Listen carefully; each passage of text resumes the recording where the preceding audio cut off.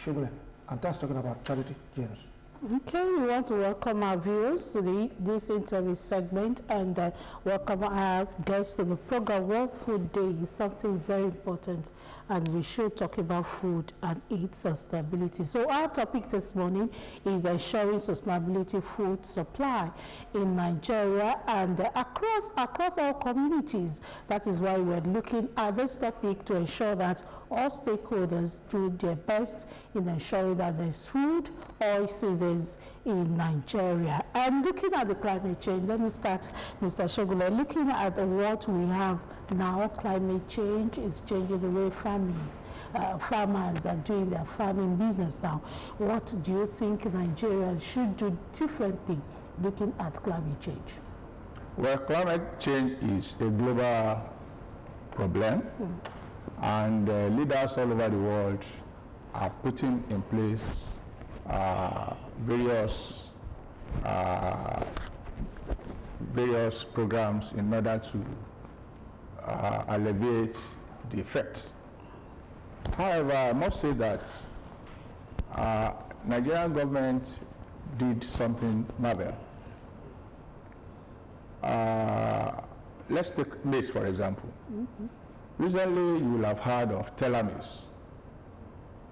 And people started talking about GMO or whatever. Yeah. And practically, I got one and experimented it. It is completely a game changer. Okay.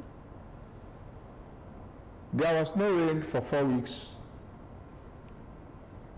in the last 2 months ago, and the maize stamps. Stem borer, all other worms that do attack maize did not attack it.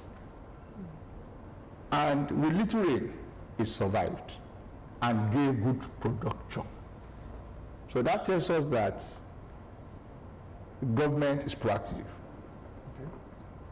And as I'm talking now with the help of our government, our Ministry of Agric, we have done about 8 hectares. That's talking about Ogun State government. Yes. So I want to say that information is key. And our people need to be enlightened.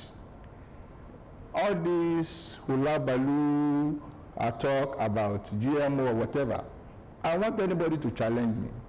Which of the food we are eating now has not been modified? While we were young, when you want to cook beans, it takes 3 hours. Because we are using stove. No. It's been modified. And in 30 minutes, 40 minutes, your cooked beans is done. Okay. The tomato we are eating now, are they the original one created by God?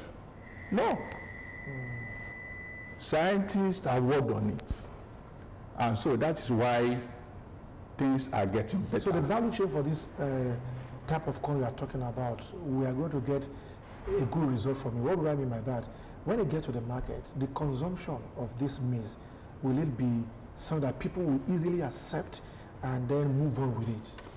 Now, even the one we have been using, before, when you plant maize, you plant for next year planting.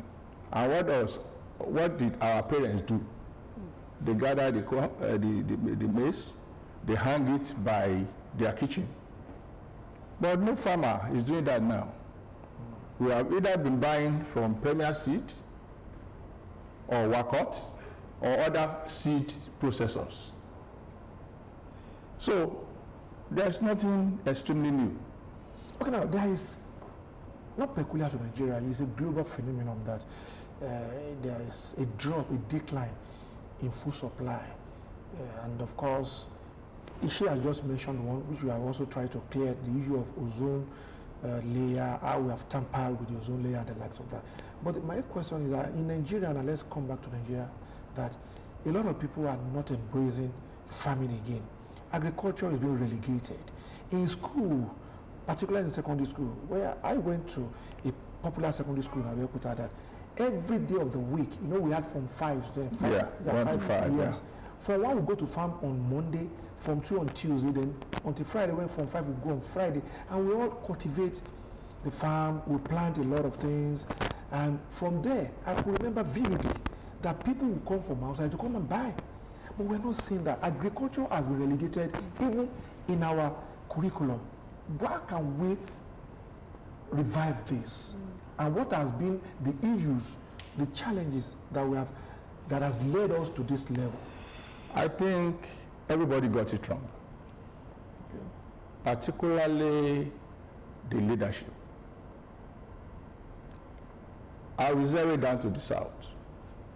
I worked all over Nigeria, and I know that when you get to the north, there is hardly a northerner that does not farm.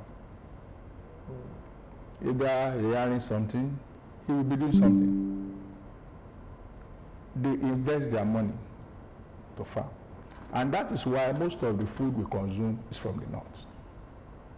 Now, a typical southerner, we imbibe the white wrong culture, whereby we thought farming is for the poor. Exactly.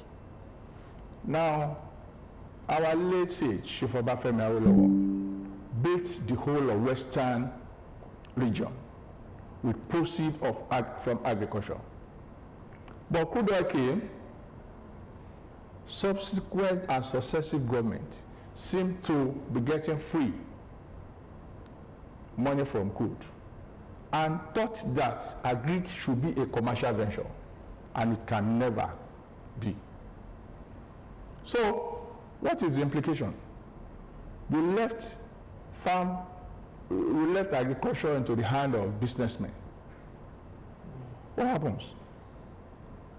And the return does not commensurate with every other business. So what happens? People start getting off. You invested 20 million in agri, you got 5 million. So many factors are responsible. There might be drought, nobody gave you any succor. It might be flood, nobody gave you any succor, you're on your own. It might be infestation. And perhaps even there are no off-takers. No, those are minor issues. Okay.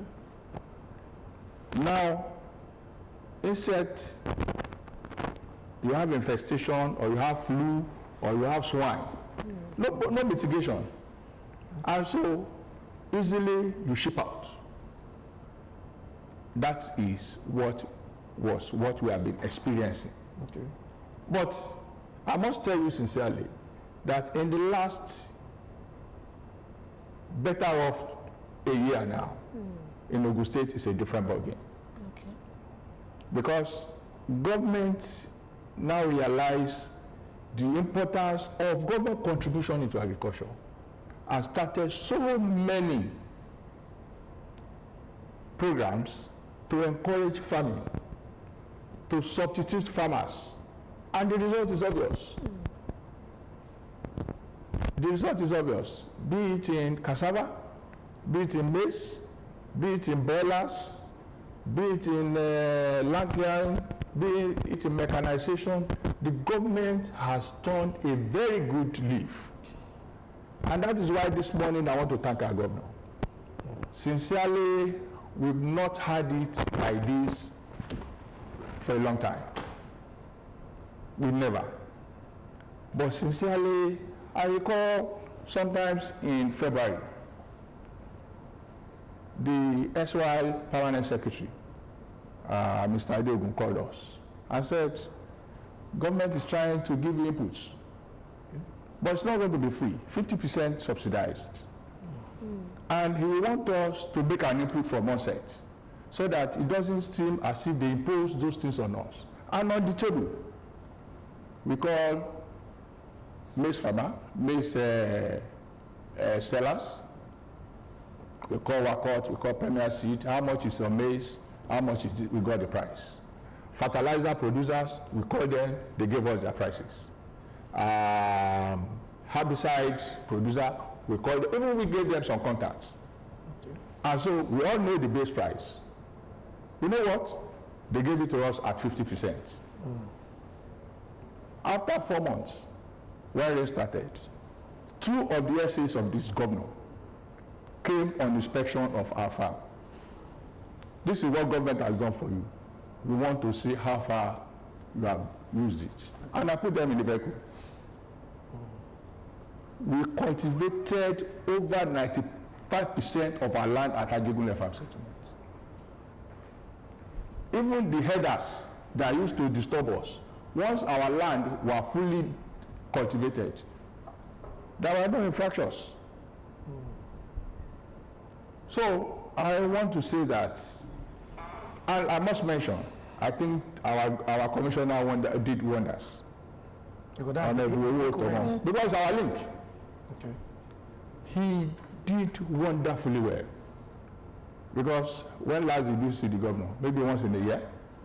But our commissioner any day, he attends to us.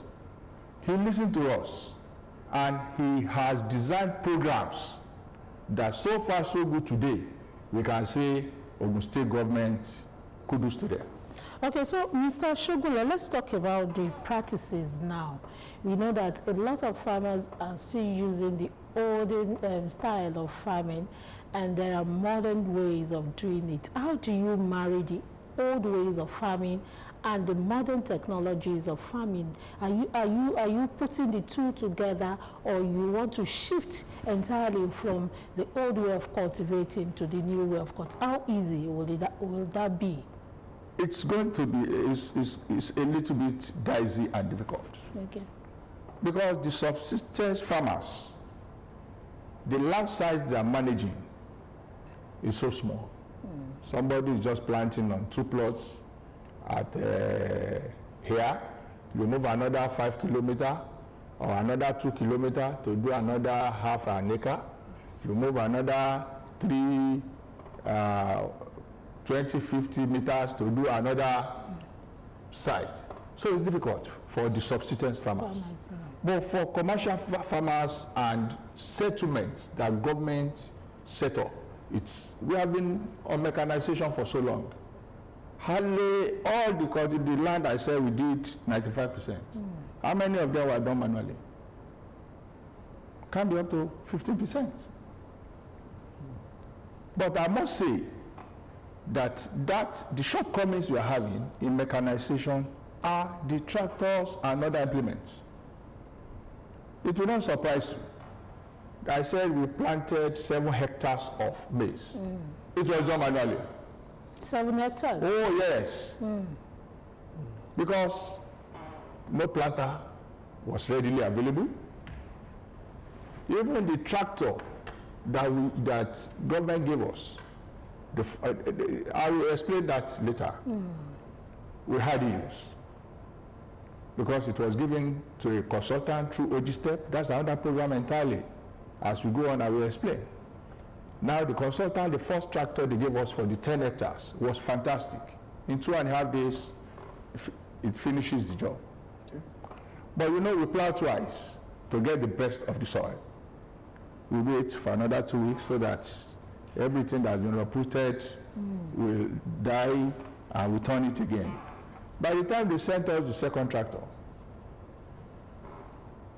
it was not performing. So those are the challenges we're having.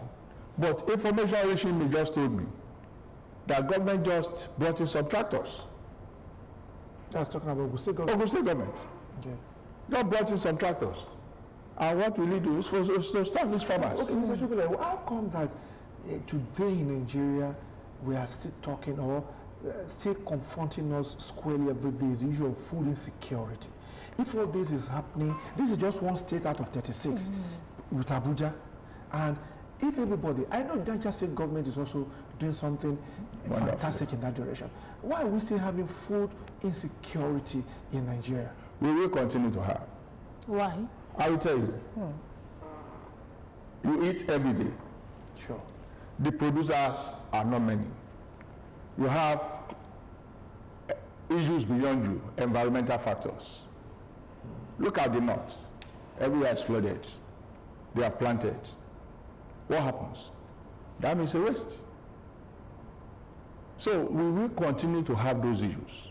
But the truth is, it can be mitigated if our production surpasses overwhelmingly our production, our needs. Our demand. And we see that until we get to that level, in the southern part, we have challenges of land clearing. That is a major challenge. And how will you get an individual that have that capacity to go and clear 20, 30 hectares? I remember when I did it at my farm at Imeko, it cost me a lot of money. And subsequently then, that was during cassava revolution. I was getting my returns, and there was change of government. Chief Obasanjo left. Yar'Adua came. The cassava I was selling at 30,000 then became 7,000. So I abandoned it. The land is overgrown back. So I need to get bulldozer again. If you are taking bulldozer to site to work for you to clear 50 hectares, whether you like it or not, you are talking in terms of 30, 40 million. So those are the things that... Per day or for the period? For the period. If a D8 is working for you to clear your land in one day, it's over 500,000. Don't forget the bulldozer will not move on its own.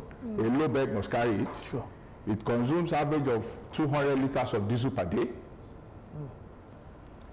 So 200 liters of diesel is over 200,000 today. So the bulldozer itself will take nothing less than 250. But I want to believe and also put it back to you that government has not done enough. Because all these things you're talking about, government should be the one to fill this vacuum, provide these bulldozers, and possibly give you a rebate or a discount of how much you spend on diesel. For instance, I have been to Israel. Every farmer in Israel does not worry himself or herself with how do I get irrigation to my farm, how do I wet my farm or what have you. Because for every farm that you see in Israel, there is irrigation system, and it's run by government. So that's why they have the central sewage system in Israel where they collect all the water, they treat it, there is a specific period of the day that they will send this water to your farm to wet your farm so that you can have a good yield. So I don't know. So that's why I said government is still not doing enough. Government has failed the population. No, let's get it right. I told you I work a lot in the north. All this food they are sending from the north, they are all under irrigation. They enjoy rain for just 3-4 months. In a year? In a year. Bulk of the pepper, bulk of the tomato. In fact, there was a place I work, where they call the place, about 40 kilometers to Kano. Once they are harvesting tomato, it was like a jamboree. It was a jamboree. Because the trailers will come to that place, take about 10, 15, 20 trailers every day for like 2 months. Wow. Every day? Every day, 24 hours. You see cinema set up, you see DSTV football play set up. That is their style. All over the north, the river basins are set. But our problem in the south is that, well, government needs to come to our aid further. They are doing it, but not until they now realize there's hunger. That's why they are doubling up. And I want to beg my governor, the impact of what they did for us 2024, if he doubles the effort just next year, we are going to be better. Yes, if the state government just double all their programs for this year, next year, it's going to be a big thing. That's just my plea. All officials somewhere for you to agree on somebody in which government is I will be there.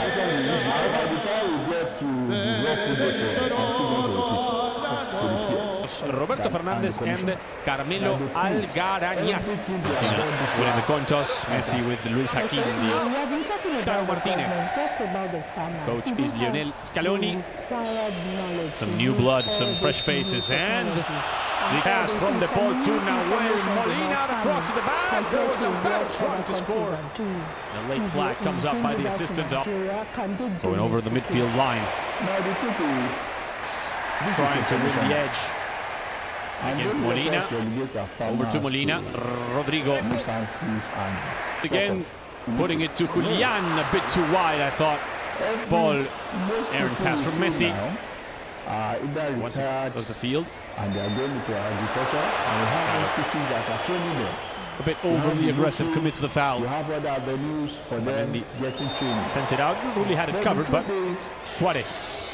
The cross from Suarez. The header. There's Messi. Brilliant ball through for Tagliafico. Yeah, the eyesight. that is why See, back to Julian. government Here is Alvarez. Shot on target.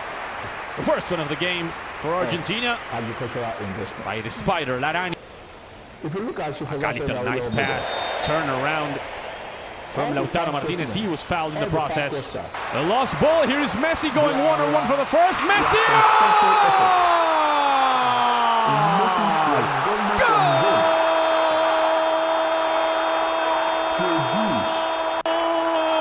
For Argentina! And Messi taking advantage of the gift by the Bolivian defense. We said that he had been sprinkling a little bit of magic in these first 20 minutes. And when given the opportunity one-on-one, he was never going to miss. 37 years old, the greatest of all time, the GOAT, does it again. Messi in the World Cup qualifier. Still a lot of time left before we get to that end. Here, two players are down. One grabbed for De Paul. Messi with the cross, bouncing, looking for Baca and for Algarañaz. Julian, Lautaro, foul, and everybody start getting your cell phones out. Get the flash ready. It's going to be another free kick for Lionel Messi. Go over. And will it be the second? Messi! Slight deflection on the wall and a corner. His chest does a 360. Oh, gets taken down harshly. That's going to be a yellow card. The first of the game. Power than before. Messi! Fantastic save by Vizcarra, laying out completely to block what would have been an amazing goal. But it's still 1-0. When you are too comfortable, you don't walk. Dos You think you have everything. plays it short and a foul by the ball who could be booked if to the Bolivians when they tried to work with the ball, as they had lost to Colombia and tied away at Venezuela. Messi going for number 2. Messi giving it to Lautaro. Goal!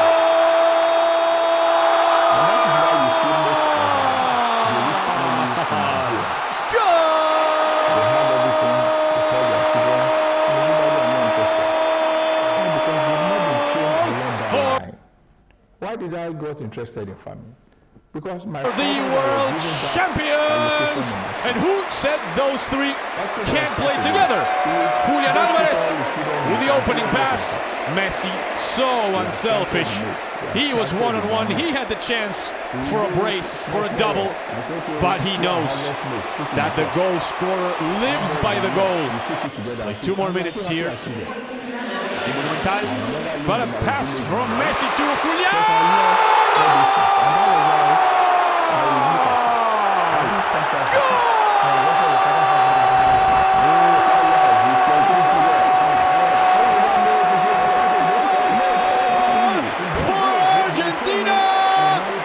Something was missing from this first half was yet another master strike. 3-0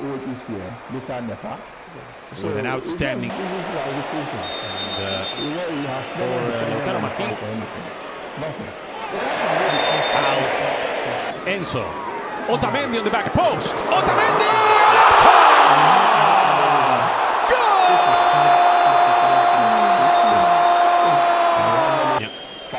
Tomé. But the fact that Taken down. Inside. Hamido Raka. Messi almost there for Lautaro. Rebound! Lionel for the second. Messi. Fighting in Benjamin. And out for a corner on the other side. Lionel.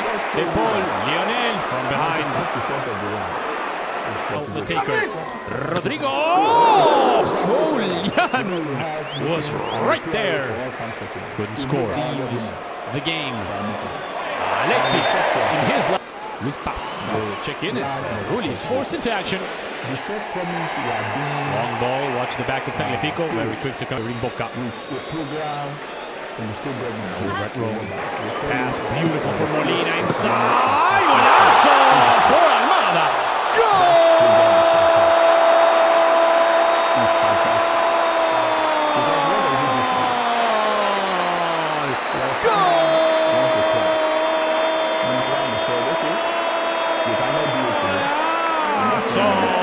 For the world and the B Copa America champions.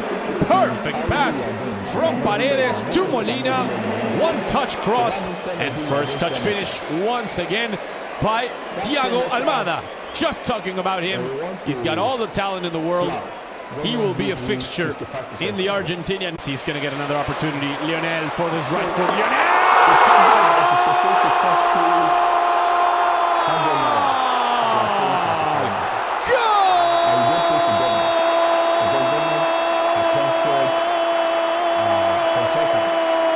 For Argentina, rounding out the night, we said the fifth, second for Messi. Back to Lionel, one more, Lionel, one more. Goal! Are you kidding me? Goal!